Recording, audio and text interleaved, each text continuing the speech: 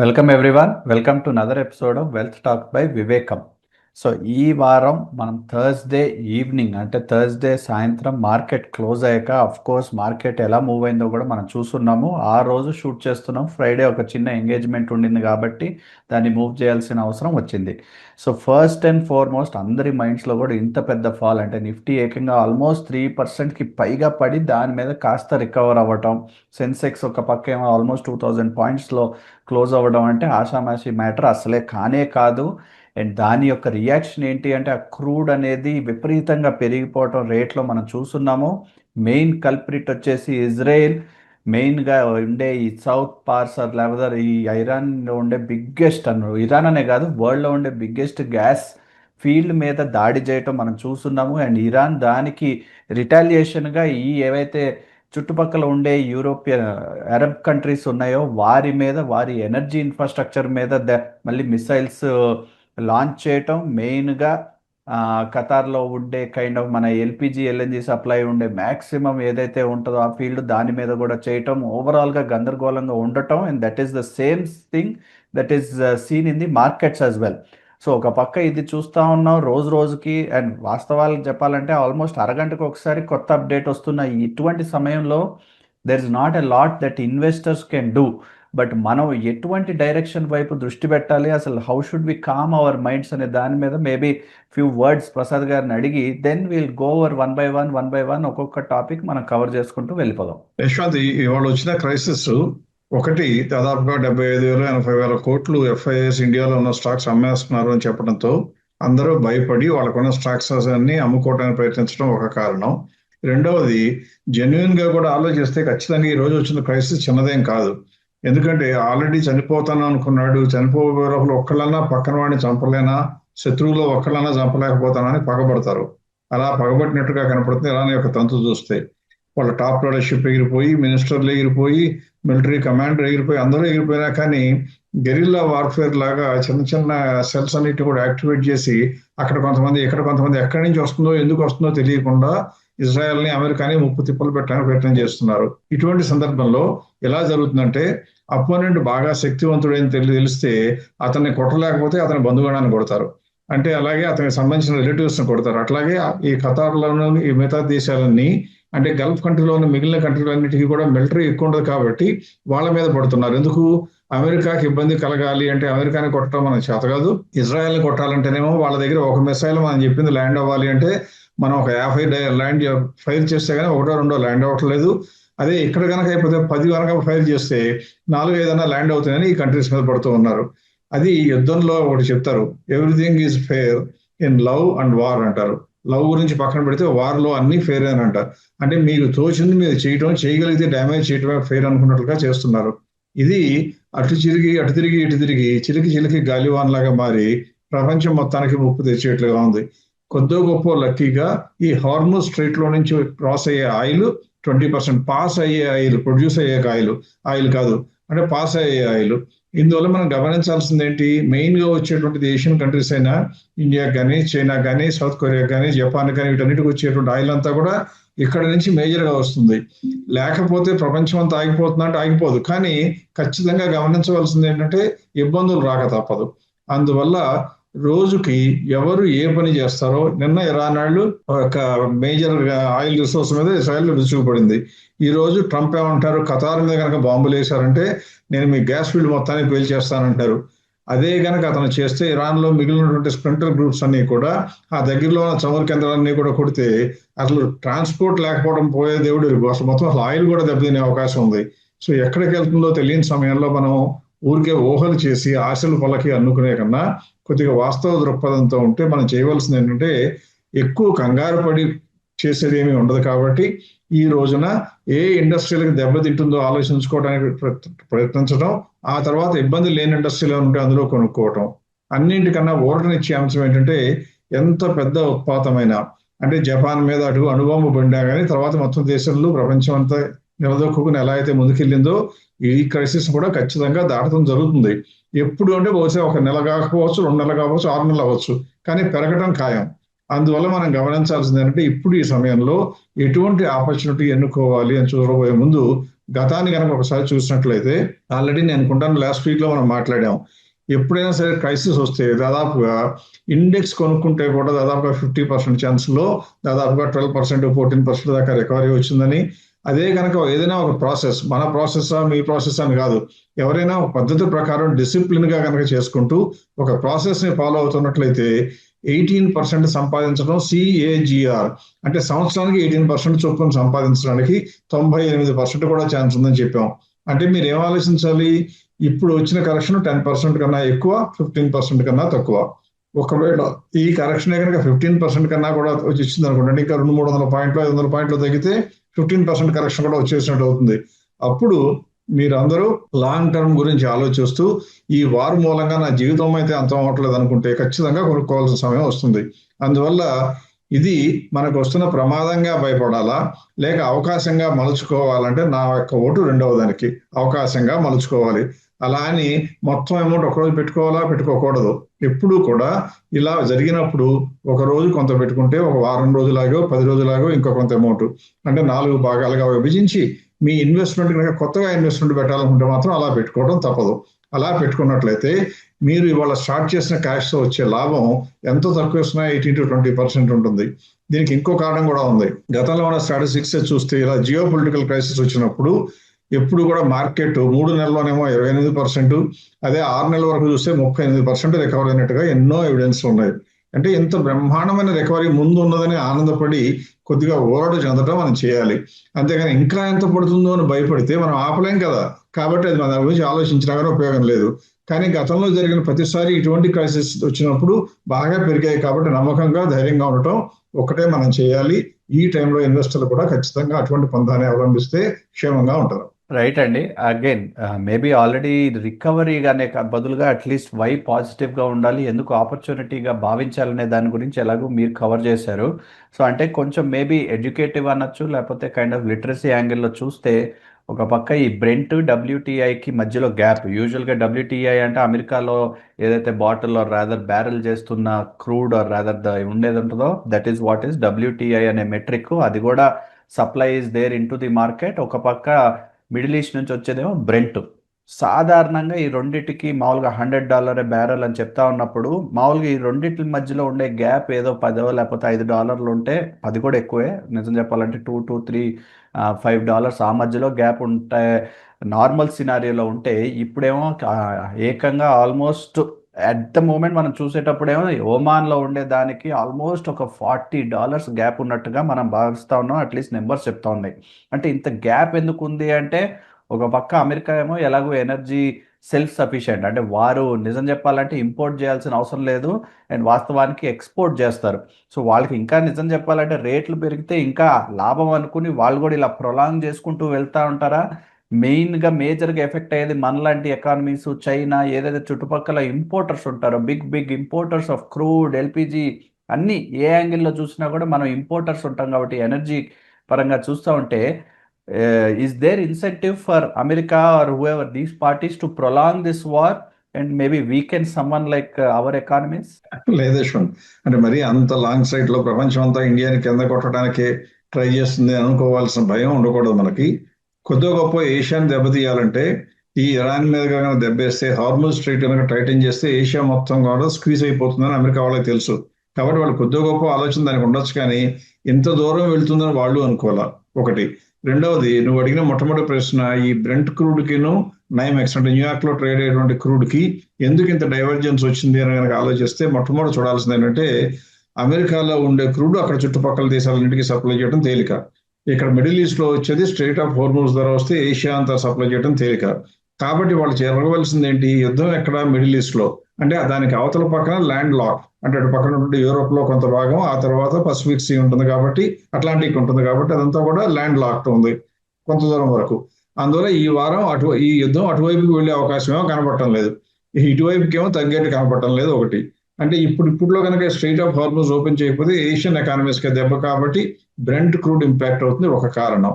ఒకటి oil production తగ్గడం ఒక కారణం అయితే, రెండవది ప్రొడ్యూస్ చేసిన ఆయిల్ కూడా షిప్పుల్లో లోడ్ చేసిన అవి ట్రావెల్ చేయలేకపోవడం రెండో కారణం అయితే, మూడో కారణం ఏంటంటే ఒకవేళ ట్రావెల్ చేసి ఎవరైనా ధైర్యం చేసి యుద్ధ సమయంలో బతిమిలాడో బామాలో ఎట్లా కూడా మనం తెచ్చుకుందామని ట్రై చేస్తే వాటికి విపరీతంగా పెరిగిన ఇన్సూరెన్స్ కాస్ట్లు ఒకటి. దీంతో ఏమొస్తుంది, సరుకు కనుక మన పోర్టుకు వస్తే రావచ్చేమో, కానీ వస్తేనే విపరీతమైన రేటుతో వస్తుంది బికాస్ ఆఫ్ ఇన్సూరెన్స్.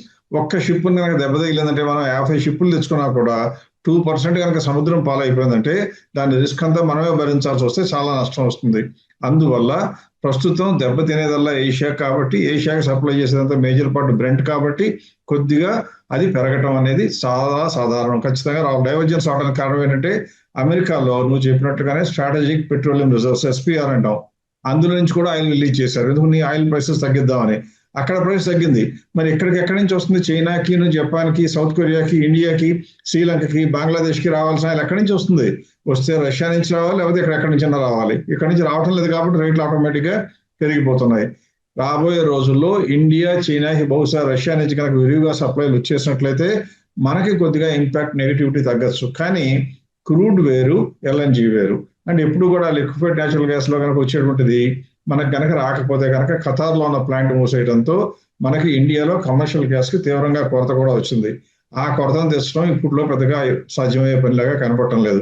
దీనికి ఒకే ఒక కారణం, మిడిల్ ఈస్ట్ లో ట్రూస్ అన్నా రావాలి, లేదా అమెరికా ఇరాన్ ని పూర్తిగా దెబ్బతీసేస్తే వాళ్ళు ఇక్కడ లేవలేని పరిస్థితిలో ఉంటే, అటాక్స్ చేయకపోతే ఆ ఒక్క కంట్రీలో ఉన్నటువంటి ప్రొడక్షన్ కనుక ఆగి మిగతా కంట్రీలో ప్రొడక్షన్ స్మూత్ గా కనుక రాగలిగితే పర్వాలా. ఇదంతా ఆశతో ఆలోచిస్తే మనకు కోరికలాగా ఉంటుంది, కానీ వాస్తవాన్ని బేరీజ్ వేసుకుంటే జరిగే అవకాశం చాలా తక్కువ. ఎంత మందిని కొట్టినా, ఎంత స్ప్లింటర్ గ్రూప్స్ గెరిల్లా వార్ఫేర్ లాగా అయిపోయిన ఈ సమయంలో వాళ్ళకి కుప్పలు తెప్పలుగా వాళ్ళ దగ్గర ఉన్నటువంటివి ఇవన్నీ కూడా మిసైల్స్ ఉండటంతో ఎక్కడి నుంచి ఎవరు ఎప్పుడు వేస్తారో తెలియట్లా. వీళ్ళ దగ్గర $20,000 పెట్టి వాళ్ళకి మిసైల్ పంపిస్తే దాన్ని కొట్టడానికి $500,000, $5 లక్షలు పెట్టి కొట్టాల్సి వస్తుంది. ఎంత డిస్ప్రపోర్షన్ ఉన్నప్పుడు అమెరికా అయినా స్పీడ్ తగ్గించాలి, ఇజ్రాయెల్ అయినా స్పీడ్ తగ్గించాలి, లేదా ఇరాన్ మాత్రం స్పీడ్ తగ్గించే అవకాశం లేదు. కాబట్టి మధ్యవర్తిత్వం జరిగి కొద్దో గొప్ప మాట వినాలి అన్నా కూడా దురదృష్టవశాత్తు ఇరాన్ లో ఉన్న టాప్ లీడర్షిప్ అంతా కూడా చనిపోయింది కాబట్టి మాట్లాడదాము అని చొరవ చూపించే వాళ్ళకి ఎవరితో మాట్లాడాలో కూడా తెలియని పరిస్థితి. అందువల్ల ఇటువంటి టెర్రరిజంతో ఈక్వల్ గా ఉన్నటువంటి ఈ అట్మాస్ఫియర్ లో అంత త్వరగా ట్రూట్స్ రాదు. కాబట్టి ఈ విపత్కర పరిస్థితి ఇంకా కొంతకాలం తప్పదు, ఈ డైవర్జెన్స్ కూడా కొద్ది కాలం తప్పదు. ఆ తర్వాత సర్దుకుంటాయని మాత్రం గ్యారంటీగా చెప్పొచ్చు. రైట్ అండి. Again maybe will just shift focus a little bit. వచ్చే వారమే మన విజయవాడ ఈవెంట్ ఉంది కాబట్టి ఇంకా లాస్ట్ ఫ్యూ రిజిస్ట్రేషన్స్ ఆల్మోస్ట్ 100 చిల్లరకి పైగా బాగానే రిజిస్ట్రేషన్స్ అయిపోయినాయి. సో మీరు కూడా మీ స్లాట్ని బుక్ చేసేయండి at March 20th. On March 20th Vijayawada నోవోటెల్లో మనం చేయనున్న సెషన్కి తప్పకుండా రిజిస్టర్ అవ్వండి. అంటే మేజర్ డ్రా ఏంటంటే మనం ఎలాగూ మన టాపిక్స్ కవర్ చేస్తూ ఉంటాం and we will also give updates about how, అంటే ఒక ఇన్వెస్టరు దగ్గరలో ఉండే టూల్స్ అని ఎలా వాడుకుని వారు కాస్త ఒక ఇన్ఫార్మ్ డెసిషన్ మేకింగ్కి ఎలా దాని వైపు దూసుకెళ్ళచ్చు అనే దాని గురించి ఫోకస్ అనేది main agenda for the events in that. అదే కాకుండా ముందు కూడా చెప్పాం, ముందు వారాల్లో కూడా చెప్పున్నాం, అంటే స్పెసిఫిక్గా ఇటువంటి కాన్ఫ్లిక్ట్ సినారియోలో ఎటువంటి ఇండస్ట్రీస్ వైపు దృష్టి పెట్టచ్చు, ఆ ఇండస్ట్రీస్లో ఏవేం స్టాక్స్ కొంచెం బెటర్ చాయిసెస్ ఏంటి అనే దాన్ని ఫోకస్గా పెట్టుకుని ఆ hard copy of that list of industries, list of stocks అనేది మొట్టమొదటిసారిగా ఒక్కసారి ఈ విజయవాడ ఈవెంట్కే పరిమితం చేసి, అంటే it will not be available in other forums, ప్యూర్గా విజయవాడ వాళ్ళకే అంకితం చేద్దాం అనే ఉద్దేశంతో we will also try and get it started. So అది కూడా ఒక మేజర్ డ్రా అవుతుంది. సో తప్పకుండా రిజిస్టర్ చేసుకోండి. We hope to see you all there. Again ఆ లిస్టు ఉంది అంటే మన ప్రోడక్ట్ క్లయింట్స్కి అదేదో మనం ఏదో చేస్తున్నాం అని కాదు, product clients are already in the best shape.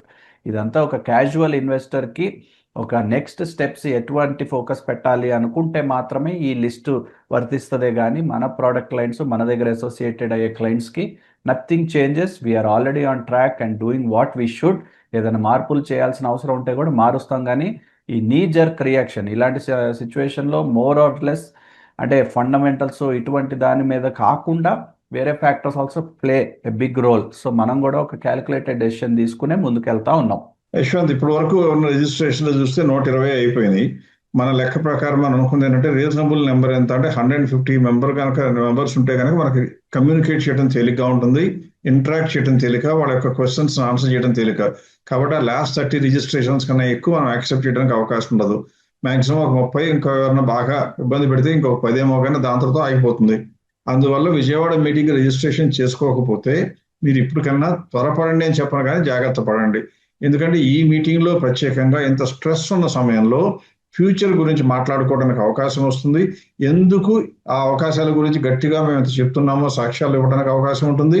అన్నింటినీ మించి ఇప్పుడు యశ్వంత్ చెప్పినట్లుగా మొట్టమొదటిసారి ఈ మీటింగ్ లో చేయబోతున్నది ఏంటంటే మార్చి 28వ తారీఖున మీటింగ్ కాబట్టి మార్చి 26 ఎండింగ్ వరకు, 27 అని చెప్పడం లేదు, 26 ఎండింగ్ వరకు చూసుకుని అప్పుడు వరకు వచ్చినటువంటి అన్ని కంపెనీలని కూడా బేరీజు వేసి డిఫరెంట్ ఇండస్ట్రీస్ లో టాప్ గా ఇన్వెస్ట్మెంట్ కి అనువుగా ఉన్న కంపెనీల లిస్ట్ తయారు చేసి ప్రింట్ చేసి, ఊరికి మీకు డిజిటల్ కాపీ ఇవ్వడం కాదు, ప్రింట్ చేసి విజయవాడ ఇన్వెస్టర్లకి ఆ రోజున వచ్చిన మీటింగ్కి అటెండ్ అయిన వాళ్ళకి మాత్రమే పర్సనల్ గా ఇవ్వడానికి సాధ్యపడుతుంది. దీనికి కారణం ఏంటంటే ఆ మీటింగ్ ఒక ప్రత్యేకత ఉండాలి. వచ్చినందుకు మీకు ఇంటికి తీసుకెళ్ళిపోవడం ఒక అనువైనటువంటి పేపర్ ఉండాలి. మీరు కనుక వీలైతే నెక్స్ట్ వీక్ లో కొనుక్కోవాలి అంటే ఏం కొనుక్కోవాలో తెలియజెప్పేటువంటి ప్రయత్నం కూడా మేము చేయాలి. ఇది మీటింగ్ కి ముందు వేరొక వ్యక్తికి ఇవ్వడం జరగదు, మీటింగ్ తర్వాత కూడా వేరొక వ్యక్తికి ఇవ్వడం జరగదు, కేవలం ఆ మీటింగ్ వచ్చిన వాళ్ళకే.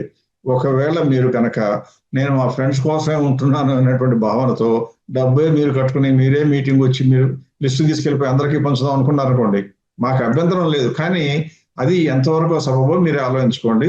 బేసిక్ గా చెప్తుంది ఏంటంటే ఈ మీటింగ్ లో ప్రత్యేకంగా ఆ లిస్టులు మాత్రం మీకే ఇవ్వడం జరుగుతుంది. అది మీరు ఒక్కళ్ళే వాడుకుంటారని మా ఉద్దేశం. మీరు ఎవరికి ఇచ్చినా మేమేమి తప్పు పట్టం, మేము ఆక్షేపించాం. కానీ యూజువల్ గా కాన్ఫిడెన్స్ తో ఉంచుకుంటే కనుక బెటర్ థింగ్ ఈస్ మన వీలైనంత వరకు మనకి అందుబాటులోకి వచ్చిన ఇన్ఫర్మేషన్, మన కష్టం మూలంగా, మన డబ్బు మూలంగా మనకు వచ్చిన ఇన్ఫర్మేషన్ అందరికీ ఉచితంగా పంచిపెడదాం అనేటువంటి పని చేయకుండా ఉంటే మంచిది. చేయరని కూడా భావిస్తున్నాను. రైట్ అండి. నెక్స్ట్ మనం will cover 1 or 2 industries that will be in focus at this time. అంటే ఇటువంటి సమయంలో డిఫెన్స్ మించిన ఇండస్ట్రీ ఉంటుందని నేను అనుకోవట్లేదు. అండ్ సేమ్ మనం న్యూస్ హెడ్లైన్స్ చూస్తూ ఉంటే కూడా పెద్ద పెద్ద కంపెనీలు డిఫెన్స్లో ఏదైతే హిందుస్థాన్ ఏరోనాటిక్స్ అండ్ మెస్గాన్ వీళ్ళందరికీ కూడా ఆల్మోస్ట్ 80,000 crores వర్త్ ఆర్డర్స్ అనేది అనౌన్స్ చేయటం. అండ్ వెరీ ఫ్రాంక్లీ కాస్త అటుపక్క సెక్టర్స్ కంటే కూడా డిఫెన్స్ కాస్త నిలదొగినట్టుగా మనం చూస్తూ ఉన్నాం with this recent corrections. So ఒక పక్క చూస్తూ ఉంటే defence at least seems to be in the right frame of positioning versus all other things. So ఇటువంటి సమయంలో డిఫెన్స్ ఫస్ట్ ఆఫ్ ఆల్ నేను చెప్పేది వాస్తవమే అంటారా, లేకపోతే there is actually much more తెలియని లోపాలు ఉన్నాయి and with in defence if it is making sense? అంటే డిఫెన్స్ లో గ్యారంటీగా అవకాశాలు బాగుంటాయి. కాకపోతే అది మనకి ఈ రోజు మనం గమనించడం కాకుండా వారు రావడం మొదలు పెట్టగానే చాలా మందికి అనుకోవడంతో మిగిలిన సెక్టర్స్ తో పోలిస్తే డిఫెన్స్ సెక్టర్ లో షేర్లు తక్కువ పడినాయి. దానికి కారణం ఏంటంటే రెట్టించినటువంటి ఆశలు. సో కాబట్టి మనం చూడాల్సింది ఏంటి, మార్కెట్ లో ఎంత భయమైన వాతావరణం ఉన్నా భయపడే వాళ్ళు ఎక్కువ నాయిస్ చేస్తుంటారు. నాయిస్ చేసేవాళ్ళు సీరియస్ ఇన్వెస్టర్లు కాదు. నాయిస్ చేసేవాళ్ళు యూజువల్ గా షార్ట్ టర్మ్ ట్రేడర్స్, లేకపోతే ఆలోచన లేకుండా ఆవేశం కొద్ది ఇన్వెస్ట్మెంట్ చేసేవాళ్ళు ఉంటారు. నిజంగా ఆలోచన చేసి దీర్ఘకాలిక ప్లాన్ తో కనుక ఇన్వెస్ట్ చేసేవాళ్ళు ఎప్పుడు కూడా భయపడరు. ఎందుకంటే వాళ్ళ ఆలోచనలు వాళ్ళకి స్థిరంగా ఉంటాయి, వాళ్ళకున్న డేటా కూడా వాళ్ళకి చాలా ధైర్యం ఇస్తుంది. మాక్సిమం ఒక 2 నెలల పాటు గమ్మునుందాం, మన ద్వారా మనం పని చేసుకుందాం అని ఉంటారే తప్పితే భయపడరు. అందువల్ల డిఫెన్స్ ఇండస్ట్రీకి సపోర్ట్ ఇవ్వాలా అంటే డిఫెన్స్ ఇండస్ట్రీ వైపు మనం కన్ను పెట్టి చూడవలసిన అవసరం ఖచ్చితంగా ఇది, అందులో అనుమానం లేదు. ఈ మధ్యనే గవర్నమెంట్ అనౌన్స్ చేసిన దాని ప్రకారం 80,000 కోట్ల వరకు ఆర్డర్లు వస్తుంటే అందులో దాదాపుగా బీడీఎలకు కానీ హెచ్ఏఎలకు కానీ, అంటే Bharat dynamics, Hindustan aeronautics, Mazagon dock shipyard ఒకటి, వీటన్నిటికీ మంచి ఆర్డర్లు వస్తాయని మార్కెట్లో విపరీతంగా ఊహాగానాలు వస్తున్నాయి, వాస్తవాలు కూడా అవుతాయి. అందువల్ల వీటన్నిటికీ కూడా కొద్దిగా డిమాండ్ రావడంతో ఇంత సెల్లింగ్ ప్రెషర్ లో కూడా సపోర్ట్ కనపడుతుంది. ఇవాళ రోజున మార్కెట్ 3% పడిపోతే అది కూడా ఒక 3-4% పడిపోతే పడినట్టు కాదు, కానీ మొత్తం మీద నిలదొక్కోవడానికి కారణం ఏ మాత్రం గనక సపోర్ట్ వస్తే విపరీతంగా పెరగడానికి, ఫాస్ట్ గా పెరగడానికి ఈ సెక్టర్ ఉపయోగపడుతుంది. అందువల్ల అంతకన్నా ఎక్కువ చెప్పకుండా, అంటే ఏ కంపెనీ గురించి కూడా ఎంత నెగిటివిటీ ఉన్నప్పుడు పాజిటివ్ గా మాట్లాడేటువంటి పని మనం చేయకూడదు. అంటే మొండి ధైర్యం ఇవ్వకూడదు. ధైర్యం చెప్పడం వేరు, మొండి ధైర్యం ఇవ్వడం వేరు. ధైర్యం చెప్పాం కాబట్టి నేను ఇండస్ట్రీలో ఉన్న వాటిలో ఏం చేస్తానంటే కొద్దిగా పెద్ద కంపెనీలు, అంటే 6-7 వేల కోట్ల కన్నా మార్కెట్ క్యాప్ ఎక్కువ ఉన్న డిఫెన్స్ సెక్టర్ లో ఉన్న షేర్లన్నీ కూడా మీ స్క్రీన్ మీద పెడుతున్నాను. అది కనుక మీరు చూసుకున్నట్లయితే మొట్టమొదటి హిందుస్థాన్ ఏరోనాటిక్స్ వచ్చింది, 49% పెరగడానికి ఛాన్స్ ఉంది ఇక్కడ నుంచి. తర్వాత భారత్ డైనమాటిక్స్, అవి రెండు మీరు చెప్పడానికి కూడా కారణం అదే. అది చూస్తే 47% ఉంది. సోలార్ ఇండస్ట్రీస్ 36% ఉంది. జెన్ టెక్నాలజీస్ 35%. మెజగాన్ డాక్ చూస్తే 30%. ఎందుకు మెజగాన్ డాక్ను నేను హిందుస్థాన్ ఏరోనాటిక్స్ చెప్పానంటే దాని యొక్క మార్కెట్ క్యాప్ ఎక్కువ, భారత్ డైనమాటిక్స్ కూడా మార్కెట్ క్యాప్ ఎక్కువ. అంటే పెద్ద కంపెనీలు అయ్యిండి కూడా స్కోప్ ఉంటే మనకు ధైర్యం ఉండాలి అనమాట. దానికన్నా కింద గార్డెన్ షిప్ బిల్డింగ్ కూడా ఇంకా 27% ఉంది. తర్వాత హ్యాపీ ఫోర్జింగ్ అయితే చూస్తే 24%. ఆ తర్వాత కొద్దిగా తక్కువ జ్యోతి సిఎన్సీ అయితే 19%, భారత్ ఫోర్జ్ అయితే 19%. ఆ తర్వాత ఇండిజియన్, ఆస్ట్రా మైక్రోవేవ్, డేటా ప్యాటర్న్స్ ఉన్న ఆఖరి రెండు మాత్రం ఆల్రెడీ ఓవర్ ప్రైస్ గా కనబడుతున్నాయి ఎంత మార్కెట్ కరెక్షన్ వచ్చినా కూడా. సో మీరు డిఫెన్స్ అనగానే డిఫెన్స్ కనబడి అన్ని కొనుక్కోవడం కాదు, అందులో కూడా ఎన్నిక చేసిన షేర్లే కొనుక్కోవాలి. ఇలా ఉన్న వాటిలో మంచి చెప్తే నా లెక్క ప్రకారం గ్రీన్ లో వేసిన టాప్ 5 కంపెనీస్ నా లెక్క ప్రకారం ఈ రోజున కొనుక్కోవడానికి అనువు. ఇంకా కొద్దిగా ధరించేస్తాను అంటే గార్డెన్ రీచ్ కూడా. కానీ ఇలా కొనుక్కోమన్నాం కదా అంటే మీరు ఉన్న షేర్లు అన్ని అమ్మేసి షిప్పింగ్ దీనిలో డిఫెన్స్ లోకి రమ్మని కాదు. మీరు చేయవలసింది డిఫెన్స్ సెక్టర్ లో మీ ఎక్స్పోజర్ 20% కన్నా పెరగకుండా ఖచ్చితంగా చూసుకోవాలి. అలా చూసుకోకుండా మీరు చెప్పిన 5 కంపెనీలు కొనాలంటే నష్టం వచ్చింది అన్నారనుకోండి, ఒకవేళ నేను నవ్వుతాను తప్పితే అందుకన్నా బాధపడవలసిన అవసరం ఉండదు. సో గుర్తుంచుకోండి, ఇండస్ట్రీ మంచిది, ప్రాస్పెక్ట్స్ అమోఘంగా ఉన్నాయి, కానీ 20% కన్నా ఎక్కువ పెట్టే ధైర్యం మాత్రం చేయరని నేను భావిస్తున్నాను. రైట్ అండి, డిఫెన్స్ కవర్ చేసాం. అండ్ ఆఫ్ కోర్స్ ఇటువంటి సిచ్యువేషన్లో మన ఇండియన్ ఎకానమీకి పవర్ జనరేషన్ ఎంత క్రిటికల్లో మనం అర్థం చేసుకుంటున్నాం. అంటే మనం లబోదిబోం అంటున్నాం. నిజం చెప్పాలంటే ఈ ఇంపోర్ట్స్ మీద ఆధారపడి ఉన్నాం కాబట్టి very very heavy Reliance on the imports. మీరు ఆల్రెడీ కవర్ చేశారు. కమర్షియల్ ఎస్టాబ్లిష్మెంట్స్ కూడా మేబీ ఇప్పుడు ఈ ఖతార్ ఎల్ఎన్జి యొక్క ప్లాంట్ మూసేయటం వల్ల కాస్త ఇంపాక్ట్ రాక తప్పదు. సో అదే కాకుండా ఓవరాల్ ఎనర్జీ లెవెల్లో కూడా మనం పవర్ జనరేట్ చేసుకునే కంపెనీస్ వైపు ఫోకస్ పెడతా ఉండటం ఖాయం. అండ్ అటువంటి కంపెనీలు లేదా అటువంటి ఇండస్ట్రీలో how do you see prospects as we move ahead? ఖచ్చితంగా పవర్ ఇండస్ట్రీ అనేది ఇన్సులేటర్ అని చెప్పొచ్చు. అంటే మిగతా కంపెనీలు లాగా మిగతా ఇండస్ట్రీస్ లాగా ఇందులో కాకుండా ఇందులో క్యాపిటల్ ఇంటెన్సివ్ బాగా. అంటే సోలార్ పెట్టాలంటే ప్యానల్స్ పెట్టాలి, విండ్ మిల్స్ పెట్టాలంటే విండ్ టర్బైన్స్ పెట్టాలి, ఏది పెట్టాలన్నా కానీ హైడ్రో ప్రాజెక్ట్ పెట్టాలంటే పెద్ద ప్లాంటే కట్టాలి, అలాగే థర్మల్ పెట్టాలంటే ఇంకా కాలుష్యం గురించి అన్ని రకరకాల క్లియరెన్స్ వాడడం టైం పడుతుంది. అన్నిటి మించి జెస్టేషన్ పీరియడ్ ఎక్కువ. మీరు పెడదాం అనుకున్నాక ప్రొడక్షన్ రావడానికి టైం పడుతుంది. అది ఒక 20 ఏళ్ళ ప్లాన్ వేసుకుంటే కానీ దాని మీద లాభం వచ్చే బిజినెస్లు చేయరు. కానీ ఇటువంటి విపత్కర పరిస్థితి జియో పొలిటికల్ వస్తే మన దేశంలో కావాల్సిన పవరు మన దేశంలో తయారైతే ఇంకెక్కడికి ఎక్స్పోర్ట్ చేయడానికి అవకాశం లేని పవరు అన్నీ కూడా ఇవే ఉంటాయి. కాబట్టి ఎప్పుడైతే క్రూడ్ దెబ్బతింటే క్రూడ్ ఆధారంగా మనం ప్రొడ్యూస్ చేసేటువంటి పవర్ అంతా కూడా డిసప్పేర్ అయిపోతుంది. కాబట్టి ఆటోమేటిక్గా వీళ్ళందరికీ అవకాశాలు పెరుగుతాయి, రేట్లు పెరుగుతాయి, ఖచ్చితంగా బెటర్ రియలైజేషన్స్ ఉంటాయి. అందువల్ల ఒక్కసారి బ్రీఫ్ గా ఏం చేస్తానంటే ఇందులో కూడా కాకపోతే చిన్న కంపెనీలు కొన్ని చిన్న కంపెనీలు కూడా వస్తూ ఉంటాయి కాబట్టి అవి తీసేటన్ని వీలుగా ఇక్కడ మాత్రం 15,000 కోట్ల కన్నా మార్కెట్ క్యాప్ ఎక్కువ ఉన్నాయి. ఎందుకంటే నా జయం మన ఇన్వెస్టర్లందరికీ కూడా మంచి కంపెనీలే చెప్పడం కాదు, ఉన్న వాటిలో కూడా స్టేబుల్ ఆపరేషన్స్ ఉన్న పెద్ద కంపెనీలు చెప్తే మొత్తం ఆవిరైపోయే అవకాశం ఉండదు. కాబట్టి నష్టం కూడా తక్కువగా రావాలి. పైగా ఆల్రెడీ కరెక్షన్ అయినాయి కాబట్టి ఇక్కడి నుంచి మార్కెట్ పుంజుకుంటే ఈ రెండు ఇండస్ట్రీలు పరిగెత్తుకుంటూ వెళ్ళిపోతాయి. కాబట్టి అందులో చెప్తే కనుక డౌన్ సైడ్ తక్కువ, అప్ సైడ్ ఎక్కువ ఉండే అవకాశం కాబట్టి అవి చెప్పడానికి ప్రయత్నిస్తున్నాను. ఇప్పుడు స్క్రీన్ మీద చూసినట్లయితే ఇండియా గ్రిడ్ ఇన్ఫ్రాస్ట్రక్చర్ ఒకటి చూస్తే 39% ఉంది. జేఎస్డబ్ల్యూ ఎనర్జీ ఎప్పటి నుంచో మనం చెప్తూ వస్తున్నాం, దానిలో 38% ఉంది. తర్వాత సిఈఎస్సి లిమిటెడ్ 25%. మిగతావన్నీ లిస్ట్ లో వేసాను 15,000 కోట్ల కన్నా. ఏంటది? ఎస్జేబిఎన్ కానీ, అదానీ గ్రీన్ కానీ, ఎన్హెచ్పిసి కానీ, Neyveli lignite corporation, Reliance India కానీ, అదానీ ఎనర్జీ కానీ, అదానీ పవర్ కానీ అదానీ ఎనర్జీ అండ్ పవర్ నా లెక్క ప్రకారం ఇప్పుడు కూడా ఓవర్ ప్రైస్డ్ గా ఉన్నాయి. కాబట్టి అవి కొనుక్కోవడం అనవసరం. పైన చెప్పిన రెండు ఇండియా గ్రిడ్ కానీ జేఎస్డబ్ల్యూ ఎనర్జీ కానీ కొనుక్కుంటే నా ఉద్దేశం ప్రకారం మీరు పెట్టుబడికి భద్రత ఉంటుంది. పుంజుకోవడం అంటూ జరిగినప్పుడు జరగక తప్పదు.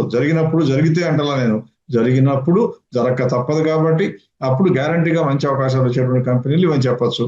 సో ఈ రెండు ఇండస్ట్రీస్ తో వాళ్ళు కవర్ చేస్తే సరిపోతున్న ఉద్దేశంతో రెండే ఇండస్ట్రీస్ కవర్ చేయటం. ఎందుకంటే మార్కెట్ పడిపోయేటప్పుడు గుడ్డిగా కొనుక్కోండి అని చెప్పడం మా అభిమతం కాదు. అందులో ఖచ్చితంగా మిగతా ఇండస్ట్రీస్ తో పూర్తి బాగా మెరుగైన అవకాశాలు ఉన్న ఇండస్ట్రీని సెలెక్ట్ చేసి మీకు చెప్పాలనే ఉద్దేశంతో ఈరోజు చెప్పడం జరిగింది. తర్వాత నెక్స్ట్ సాటర్డే మనకు విజయవాడలో మీటింగ్ ఉంటుంది. కాబట్టి విజయవాడకి మేము ఒక రోజు బహుశా ముందే రావడానికి కూడా అవసరం ఉంటుంది. కాబట్టి నెక్స్ట్ వెల్త్ టాక్ వీడియోకి వీలైతే అది కూడా ఇలాగే థర్స్డేనే రికార్డ్ చేయడానికి ప్రయత్నిస్తాం. ఒకవేళ కనుక విపత్కర పరిస్థితుల్లో ఏదైనా చేయలేకపోతే next week wealth talk correct గా గ్యారంటీగా ఇవ్వగలమో లేదో బహుశా ఆ రోజు నిర్ణయించి వీలైనంత వరకు ఇవ్వడానికి ప్రయత్నం చేస్తాం. ఒకవేళ వీలు కాకపోతే మీటింగ్ దృష్ట్యా ఎక్కువ మందిని ప్రత్యక్షంగా కలుస్తున్నాం కాబట్టి అన్యదా భావించాలని భావిస్తూ ఇక్కడితో నేను నా యొక్క డిస్కషన్ ముగిస్తున్నాను. రైట్ అండి, with that let us conclude this week. Again Friday కంటే ముందు చేస్తున్నాం కాబట్టి hopefully Friday is a good news, good bearing for everyone. And మనం కూడా మీరు చెప్పినట్టుగా విజయవాడకి తప్పకుండా రిజిస్టర్ చేసుకోండి and we will try and give clarity on next week's meeting. 100% we will meet in some form or fashion. కాబట్టి వచ్చే రోజుల్లో మళ్ళీ కలుద్దాం. Thank you for watching.